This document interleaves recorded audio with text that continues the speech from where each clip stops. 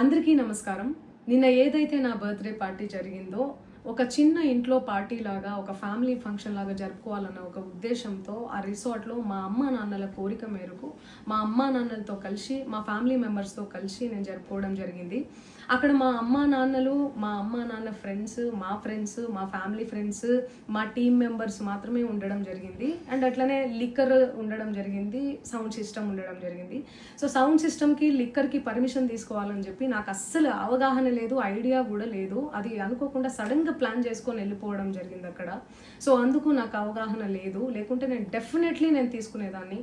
నాకు అసలు గైడెన్సీయే లేదు. ఎవరైనా గైడ్ చేసినా కూడా నేను పర్మిషన్ తీసుకునేదాన్ని, లేకపోతే నేను ఎందుకు ఇలా తెలిసి చెయ్యను కదా. సో ఇదంతా ఇలా తెలిసి అయితే నేను తప్పు చేయలేదు, తెలియకుండా ఇది జరిగిపోయింది. అండ్ అక్కడ లోకల్ లిక్కర్ తప్ప అసలు వేరే ఏ ఇతర పదార్థాలు, మత్తు పదార్థాలు కానీ వాడడం అసలు జరగలేదు. అక్కడ దొరకలేదు కూడా, పోలీసులు సెర్చ్ చేసినా కూడా.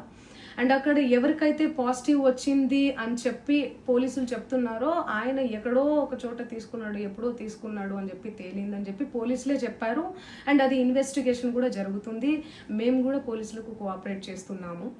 అండ్ నేను ఎందుకు ఇలా చేస్తాను, అసలు నాకు తెలిసి ఎందుకు చేస్తాను, మా అమ్మా నాన్నలతో దట్టు మా అమ్మా నాన్నలు పెట్టుకొని ఇలాంటివి నేను ఎంకరేజ్ చేస్తానా, ఇలాంటివి చెప్పండి.